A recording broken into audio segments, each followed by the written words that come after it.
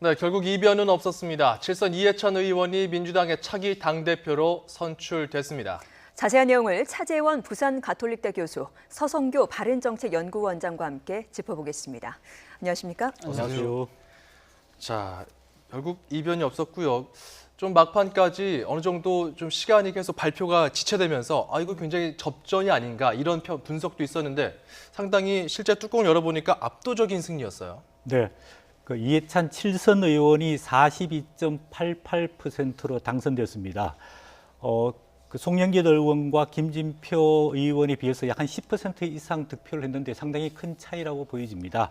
아무래도 민주당 당원들 입장에 봤을 때는 문재인 정권의 성공과 그다음에 2020년 총선, 그다음에 2022년 대선에서 승리할 수 있는 강한 대표가 필요하다. 이런 게 아무래도 먹힌 것 같습니다. 예. 추미애 당대표 한 2년 동안에는 청와대에 대해서 별로 목소리를 못 냈는데 결국은 문재인 정부 성공을 위해서는 문재인 정부에게만 맡겨둘 게 아니라 당과 수평적 관계에서 책임을 지고 국정 운영을 성공해야 된다. 이런 주장이 많이 설득력을 가진 것 같습니다. 예. 네. 이해찬 신임 당대표 이번에 42.288 득표율로 지금 당대표가 됐는데 당선 소감을 한번 들어보겠습니다. 우리는 모두 하나입니다. 철통 같은 단결로 문재인 정부를 지켜냅시다. 적폐를 정산하고 사회개혁을 이뤄 촛불혁명의 정신을 발전시킵시다. 제일 먼저 민생 안정에 집중하겠습니다. 민생경제연석회의부터 가동하겠습니다. 의뢰의 눈물을 닦아주는 정당이 되겠습니다. 더 좋은 일자리를 위해 기업과 노동자, 정부, 시민사회와 머리를 맞대고 대화하는 유능한 정당을 만들겠습니다. 대통령님을 도와 소득 주도 성장과 혁신 성장, 공정 경제가 조화를 이루는 포용적 복지국가를 만들어 가겠습니다. 이를 위해 당정청 협의를 더욱 긴밀하게 추진하겠습니다. 정부에 있는 그대로의 민심을 전달하고 국민들께는 국정의 어려움과 지지를 부탁드리겠습니다.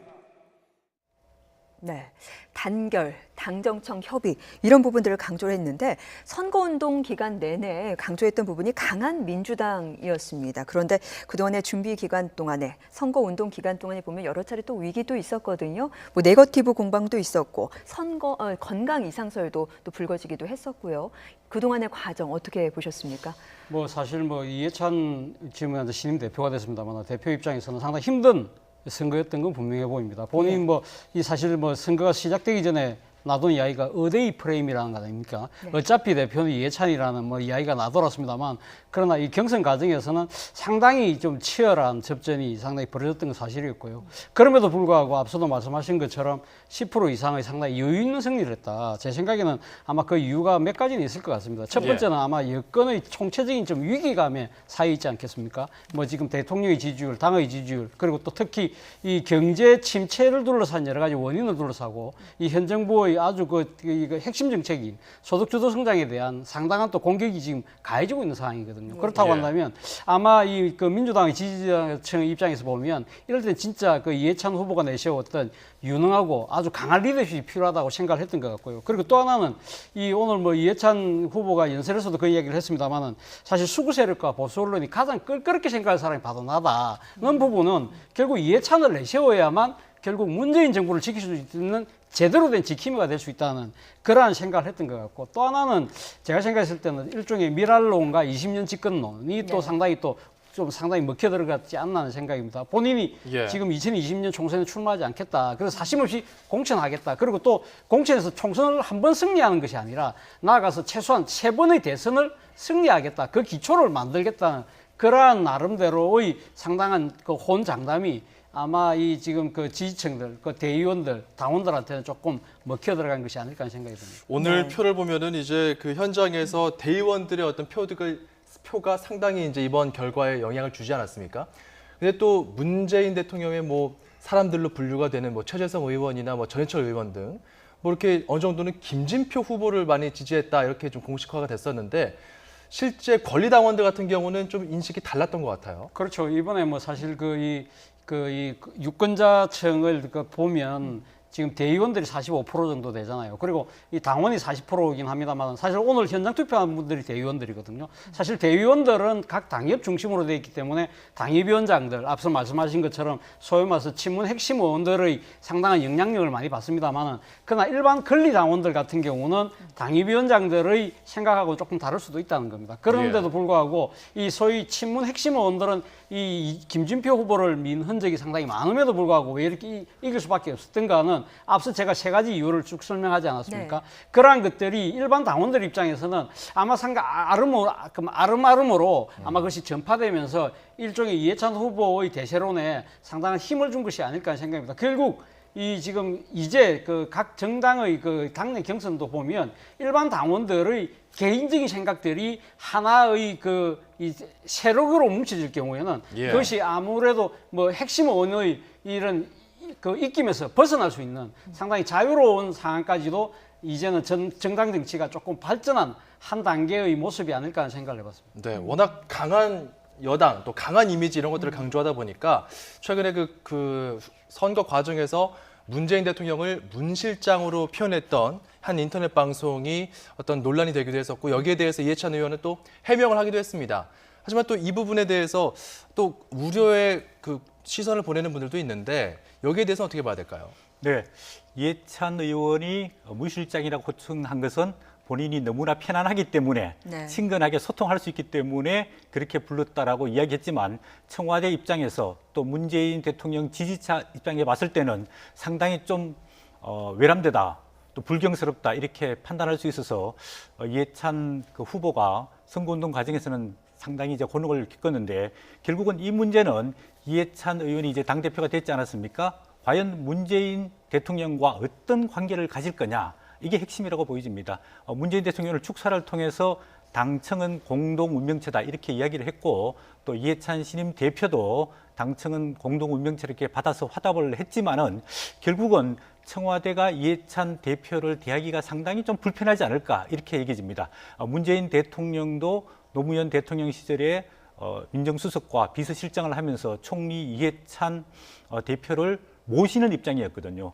지금 이렇게 되게 되면은 수평적 당청 관계보다는 상당히 당이 어떤 정책과 정무적인 주도권을 가질 상당히 그 가능성이 높고 청와대 입장에 봤을 때는 문재인 대통령뿐만 아니라 임종석 비서실장 또 장한상 정책실장도 이해찬 당대표를 대하면서 소통하기가 상당히 어렵기 때문에 청와대로서는 아마 이 당청 관계를 어떻게 정립할 것이냐 이게 굉장히 큰 과제라고 보여지고 있고 예. 아무래도 문재인 대통령과 이해찬 신임 대표는 2003년, 4년 즉 노무현 대통령 때 결국은 열린우리당을 창당을 했지만은 열린우리당과 결별하게 되면서 결국은 노무현 대통령이 국정에서 실패한 그 과정을 지켜본 당사자들이거든요. 예. 그래서 아무래도 이런 협력적 당청 관계를 어떻게 수립하느냐 이게 이해찬 대표와 문재인 대통령의 굉장히 큰 과제인 것 같습니다. 예. 네. 꼭 30년 전이죠. 30년 전에 국회의원으로 처음 당선됐고 그다음에 교육부 장관 그리고 노무현 정부 당시에 총리를 거쳐서 이번에 당대표까지 됐습니다. 근데 그동안 가장 큰 단점 중에 하나로 불통이라는 게 꼭 꼬리표처럼 따라다녔거든요. 근데 이제 당대표가 된 만큼 야당과의 협치가 가장 큰 이제 숙제로 남은 셈인데 앞으로 어떻게 전개될까요? 본인 입장에서도 상당히 그 부분이 상당히 조금 신경이 쓰였던 것 같아요. 그래서 예. 오늘 수락연설에서 이런 이야기를 했습니다. 야당과 진솔한 자세로 꾸준히 대화를 하겠다. 네. 국민을 위한 최고 수준의 협치를 추진하겠다고 이야기를 하면서 바로 지금 주제와 형식에 관계없이 5당 대표회담을 조속히 개최하자고 이야기를 했거든요. 그런 걸 본다고 한다면 본인도 그런 생각을 분명히 갖고 있는 것 같아요. 상당히 자신이 이 지금 강한 리더십을 갖고 있는 것 자체가 지금 야당과의 불통으로 드러나는 것이 아닐까. 그것이 자칫 또 상당히 야당과의 관계를 설정하는 데 힘든 장벽이 되지 않을까 생각을 하기 때문에 본인 스스로 낮추는 생각을 분명히 갖고 있는 것 같습니다. 그럼에도 불구하고 근데 우리 앵커께서 말씀하신 대로 사람이 잘 변하기가 쉽지 않잖아요. 그렇기 때문에 그 이해찬 이 신임 대표 같은 경우 특히 본인 스스로가 상당히 원칙을 중시하는 분이거든요. 그래서 아까 협치를 하면서도 국민을 위한 최고 수준이라는 걸 이야기를 한다면 나름대로 아마 협치의 그런 이 이 수준을 정해놓고 나름대로 국민을 위한 원칙에서 벗어나는 것은 아마 상당히 좀 타협을 안 할 가능성도 있지 않나 하는 생각이 듭니다. 그러나 본인 예. 입장에서는 사실 이번 정기국회가 상당히 중요하거든요. 이번 정기국회에서 소위 말해서 민생입법, 계획입법을 이뤄내지 못하면 당대표로서의 위치가 상당히 이렇게 공고해질 수가 없는 겁니다. 그렇기 때문에 예. 본인 입장에서는 아마 지금 그 조속한 5당 대표회담을 통해서 어떤 식으로든 이 지금 여야가 나름대로 타협점을 찾을 수 있는 이 그 쟁점 법안부터 예. 하나하나 타결해 나가려고 하는 그런 모습은 나름대로 보이겠습니다만은 그것이 과연 야당에게 얼마만큼 진정성이 있게 다가올 것인가 부분은 야당이 판단할 부분이고 또 그 야당이 사실 또 그 조금 비협조적으로 나왔을 때 과연 그 이전의 그 이해찬 모습이 아닌 새로운 이해찬의 정치적인 모습을 보여줄 수 있느냐가 아마 앞으로의 협치의 이 하나의 성공의 관건이 되지 않을까 하는 생각이 듭니다. 네, 교수님 말씀에 조금 더 붙이면요. 오늘 이제 5당 대표 회담을 제의했는데 이해찬 여당 대표가 야당에 대한 인식론을 좀 바꿀 필요가 있습니다. 야당을 적폐 청산의 대상으로 보고 또 냉전 수구 세력으로 이렇게 지칭을 하고 또 보수는 괴멸해야 된다. 우리 진보가 20년 집권을 해야 된다. 이런 인식과 자세를 가지고는 야당과 대화하기가 굉장히 어렵지 않을까. 그런 예. 측면에서 교수님께서 말씀하신 대로 야당을 대화의 소통의 상대로 인정을 해야만이 야당과 대표 회담을 할 수도 있고요. 그다음에 실질적으로 지금 민주당이 국회에서 129석밖에 갖고 있지 않는 129석 이죠. 네. 여소야대 상황입니다. 입법을 통과시키려고 그러면 야당의 적극적인 협조가 필요하기 때문에 어떤 이해찬 민주당 신임 대표의 야당에 대한 어떤 인식의 전환 네. 이런 게 우선적으로 필요해 보입니다. 예. 요즘 뭐 경제 지표가 조금씩 그 둔화되는 움직임들이 나오면서 이게 청와대와 당 지지율에도 영향을 주고 있다 이런 관측이 많이 나오고 있습니다. 이번에 수락연설과 또 기자간담회를 보니까요. 이해찬 신임 대표는 전국을 돌면서 연석회의 같은 것들을 열겠다. 민심을 수렴하겠다. 뭐 시민사회나 노동단체, 각계각층의 입장을 좀 반영하겠다. 이런 이야기도 내놨거든요. 실효성이 있을까요? 뭐 본인 입장에서는 지지율 하락의 가장 큰 원인이 결국 민생 경제 위기에서 비롯된다는 판단인 것 같아요. 그래서 네. 방금 앵커께서 말씀하신 대로 오늘 수락연설에서 민생 안정을 위해서 민생 경제 연석회의를 바로 가동하겠다. 전국적으로 돌아다니면서 상당히 좀 얼들의 이야기들의 경제적 약자의 이야기들을 귀를 기울이고 그걸 타개해 나가겠다고 이야기를 했습니다. 그런데 사실 앞서도 제가 말씀드렸습니다만은 이러한 이 민생 경제를 안정화시키기 위해서는 이 지금 민주당이 주도적으로 추진하고 있는 여러 가지 경제 정책 법안들을 어떤 식으로 입법화 시켜야 될 그 숙제가 분명히 남아 있는 것이거든요. 예. 그렇기 때문에 결국은 야당과의 협치를 어떻게 풀 것이냐의 문제일 것이고 또 하나는 뭐 앞서 뭐 당청 관계도 말씀하셨습니다만은 지금 정부가 만약에 지금 그 소득 주도 성장이라든지 핵심적인 경제 정책에 대해서 여러 가지 비판 목소리와 관계없이 정면 돌파를 하려고 한다면 네. 당에서 만약에 지금 여러 가지 목소리들이 다른 목소리가 나오지 않고 과연 당청 간에 일치된 목소리를 낼 수 있느냐 이러한 부분들에 있어서 과연 이해찬 리더십이 어떻게 발동되느냐 그런 부분들도 하나의 관건이 아닐까 하는 생각이 듭니다. 예. 네. 첫 단추가 중요해 보이는데요. 첫 번째 이제 야당과 같이 마주하게 될 첫 번째 과제에서 어떻게 풀어가느냐에 따라서 이제 앞으로도 이제 협치가 잘 될런지가 이제 밝혀질 것 같거든요. 첫 번째 과제 어떤 걸로 예상을 하십니까? 네, 아무래도 이제 신임 당 대표가 선출됐기 때문에 예.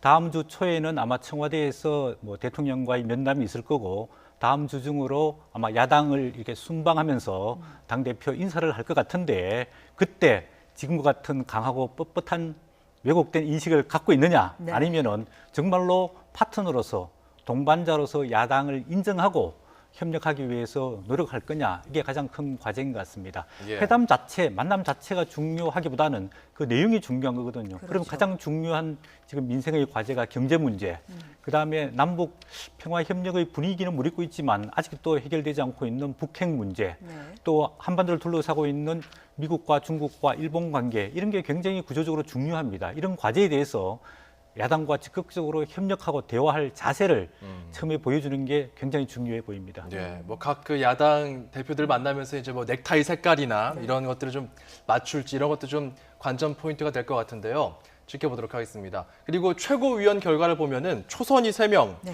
재선이 2명 됐거든요. 네. 전체적으로 최고위원의 구성은 좀 지도부가 젊어졌다 이렇게 봐도 될까요? 사실 뭐 연령상으로 보면 그렇게 뭐 확 낮아진 건 아닙니다만 네. 지금 5명의 최고위원 중에 지금 4분이 지금 초재선 의원들이거든요. 그러니까 정치 경력상으로 상당히 젊다는 것이죠. 그리고 특히 그렇죠. 이 지금 그 박주민 의원, 1위를 한 박주민 의원 같은 경우가 지금 이 40대지 않습니까? 그렇죠. 그리고 지금 그 김혜영 의원도 지금 그 이 지역구 의원 중에는 전체 국회를 통틀어서 가장 그 최연소 의원이거든요. 그런 걸 본다고 한다면 당이 상당히 이게 젊은 이 미래 세대를 향해서 당심이 모아졌다고 볼 수 있는 것이고요. 특히 박주민 의원이 1위를 한 부분은 저는 상당히 주목할 필요가 있는데 예. 박주민 의원 같은 경우는 사실 시민사회에서의 여러 가지 그 뭡니까 앞서서 그분들의 그 눈물을 닦아주는 역할을 열심히 해왔지 않습니까? 세월호 변호사, 세월호 변호사라든지 그런 있었죠. 부분을 통해서 이 박주민 이 의원이 사실 초선임에 불구하고 지금 그 최고위원에서 1위를 했다는 부분 자체는 아마 당에서 지금 이 당심이 지금 여러 바라는 그 민심 자체가 사실 어떻게 보면 기존의 당의 정체성을 지키라는 그러한 강한 요구일 수도 있다는 측면에서 사실 그 당이 젊어졌다는 측면도 있습니다만은 그러나 조금 더 개혁의 목소리는 더 강화되지 않을까라는 생각해 봅니다. 네, 지금 뭐 최고위원이 된 의원들 가운데 박주민 의원하고 김혜영 의원 이렇게 2명이 초선 의원이었다는 거 정정을 하겠습니다. 문재인 대통령 오늘 전당대회 현장을 찾는 대신에 영상 메시지를 보냈는데요. 영상 메시지 내용을 한번 들어보시겠습니다. 전체적으로 보면 고용의 양과 질이 개선되었습니다. 성장률도 지난 정부보다 나아졌고 전반적인 가계소득도 높아졌습니다. 하지만 청년과 취약계층의 일자리, 소득의 양극화 심화, 고령화 시대 속의 노후 빈곤 문제를 여전히 해결하지 못하고 있는 것이 사실입니다. 우리는 올바른 경제정책 기조로 가고 있습니다. 정부는 고용 문제와 소득의 양극화 해소를 위해 전력을 기울일 것입니다.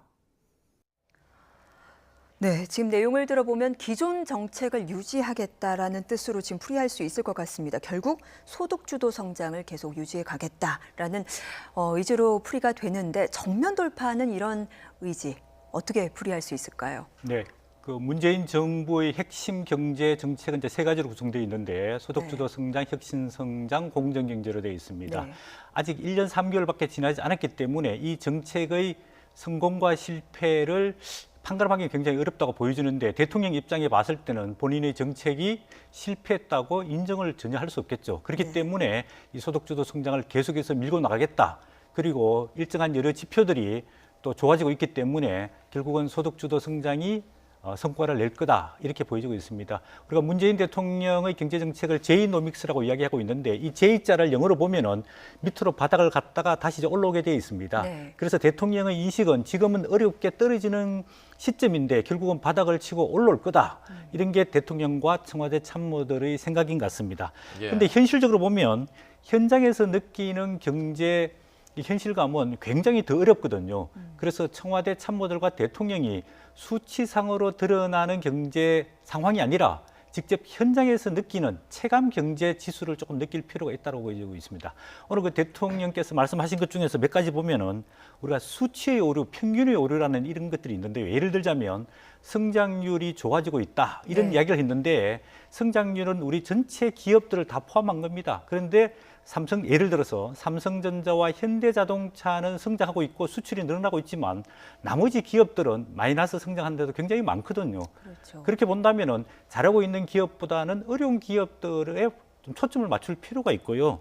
또 한 가지는 가계소득이 전반적으로 증가하고 있다 높아졌다. 이렇게 이야기했지만은 평균적으로 보면 증가하고 있지만은 소득 분위별로 나눠서 보면은 상위 소득은 소득이 증가하고 있지만 하위 소득은 오히려 감소하고 있는 부분도 있거든요. 네. 그래서 이런 수치보다는 분야별로 또 분위별로 현장에서 느끼는 경제 체감을 대통령이 좀 느꼈으면 좋겠다. 이런 생각이 들고 있습니다. 예, 뭐 이런 비판의 목소리들이 나오다 보니까 일단 소득주도 성장에 대해서 이 기조를 어떻게 봐야 될 것인가.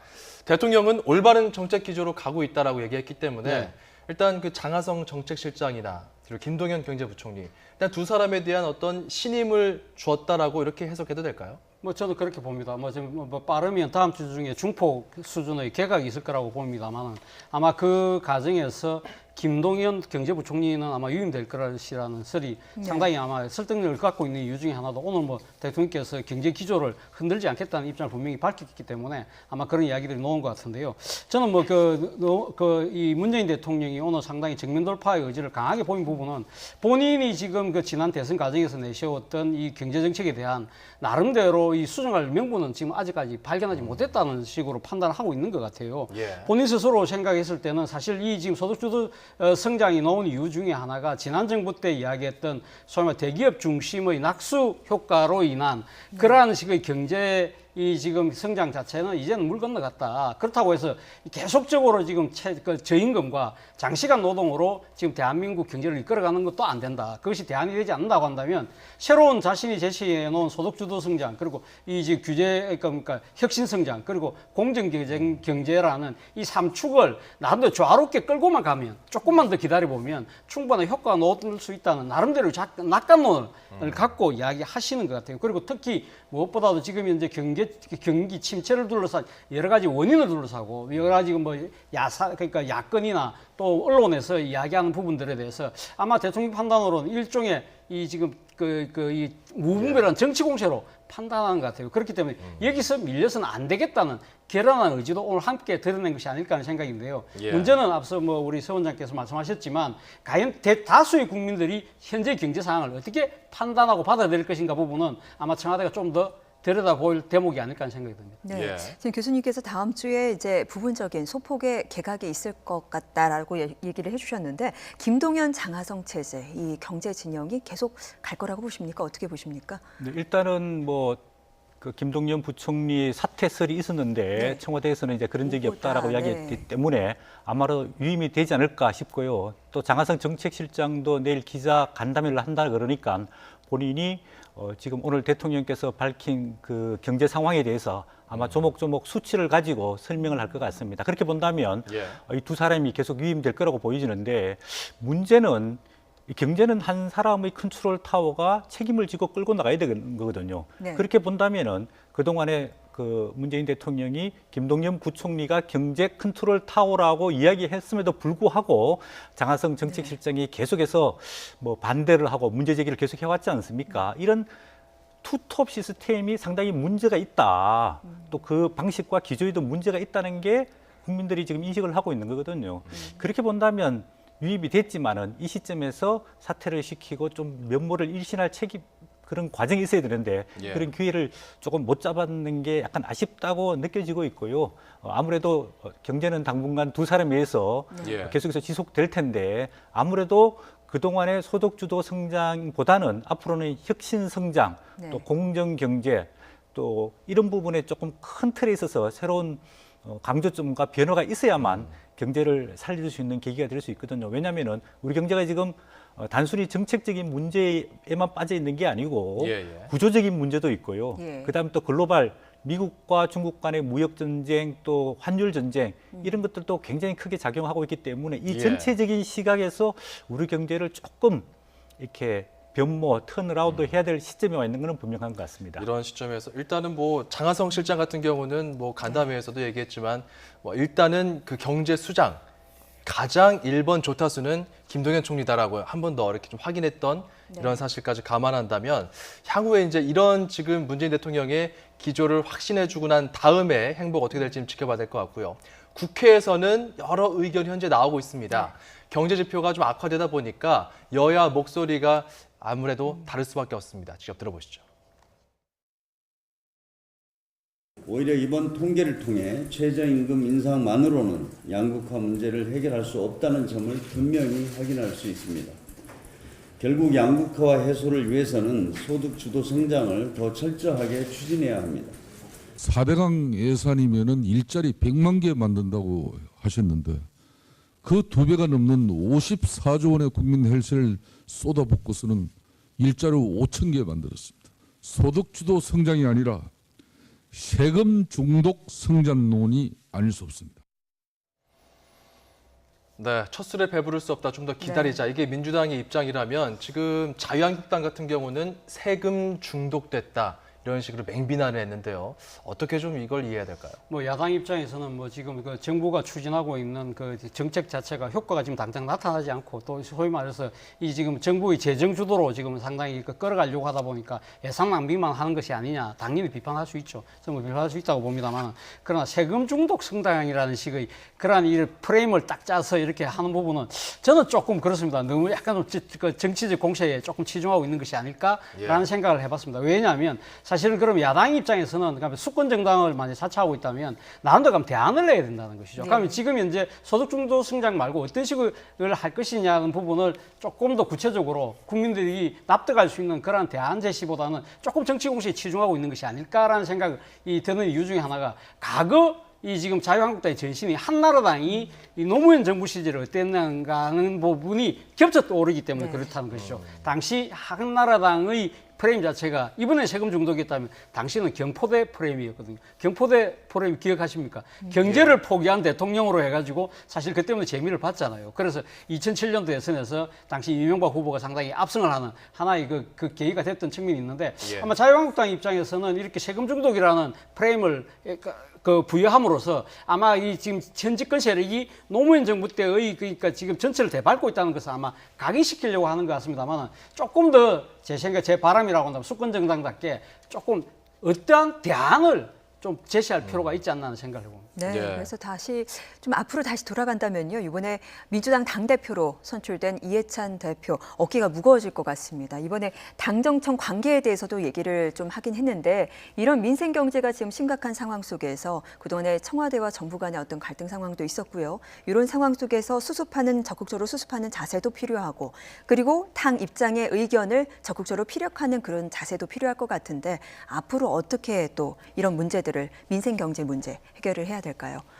일단 그 경제 현장에서 나오고 있는 여러 가지 다양한 목소리들, 대기업 문제, 중소기업 문제, 자영업자들 문제, 또 청년 고용 문제, 또 노인들 일자리 문제, 또 50대, 60대 퇴직자들의 일자리도 굉장히 위기적인 상황입니다.